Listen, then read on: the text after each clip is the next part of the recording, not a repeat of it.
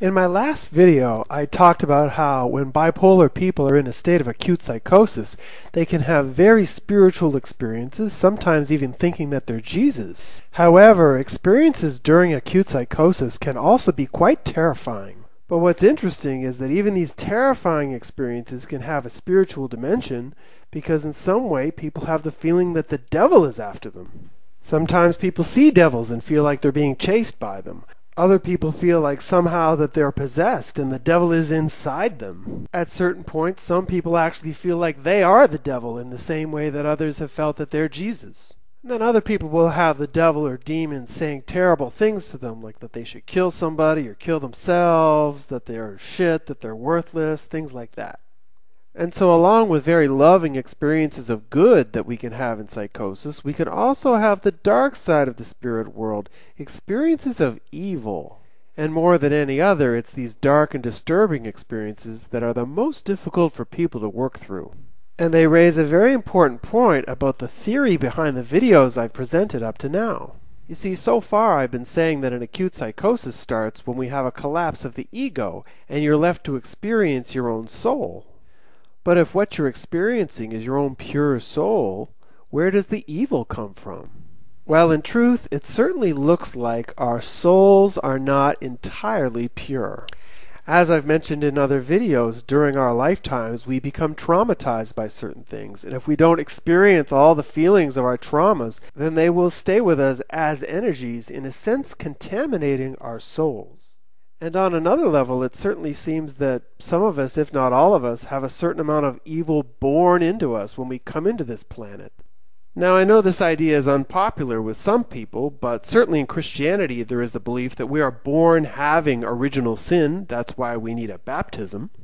And from Eastern spirituality, they believe that we come into this world from past lives, that we're reincarnated. And so if we look at ourselves that way, it could be possible that we come into this world from a past life carrying this karma or negative energies that are records of the sins we've committed in the past. And so based on what these religions have to say, in addition to what I actually see when people go into an acute psychosis, it certainly seems that we are born with a certain amount of lower or negative energies that we need to work through in this lifetime. And from what I've seen, there's no better place to work through these energies than in an acute psychosis. Because it's in this non-ordinary state of consciousness that these energies really come to the surface. And as I've mentioned in other videos, if you're able to embrace and engage these experiences, then the energies associated with them become released and you become a more purified human being. And this all sounds great except for one thing.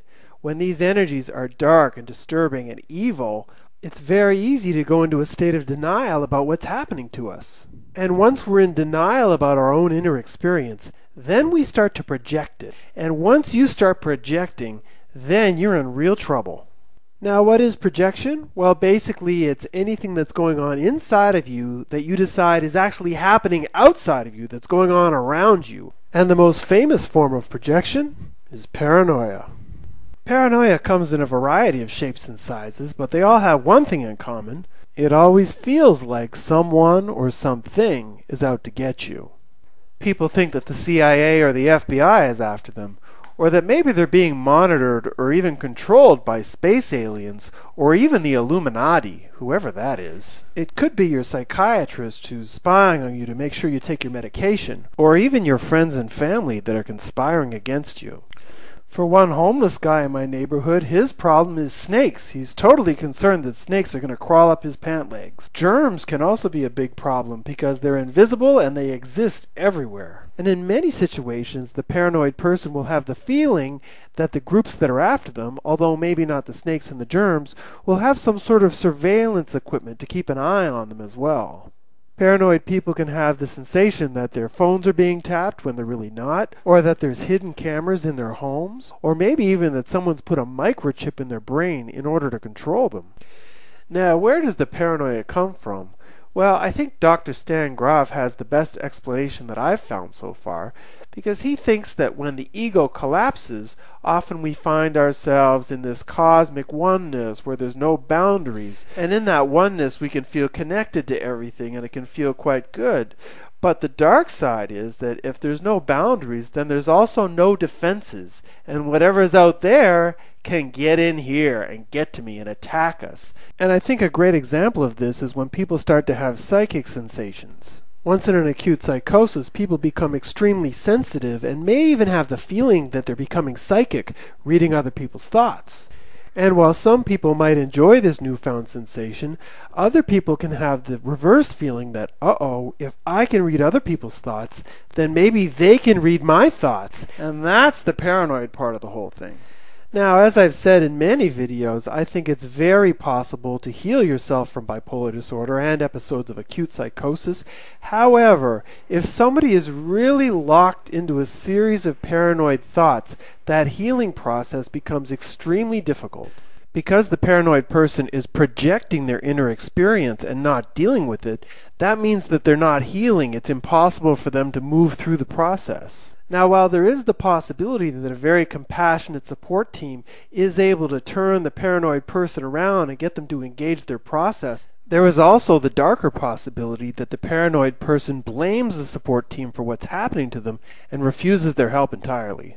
In being uncooperative, they might try and escape or run away, and they may even try and attack the support team. And so it's for all of the reasons I just mentioned that someone in a deeply paranoid state will most likely need medication unless they can be turned around quite quickly.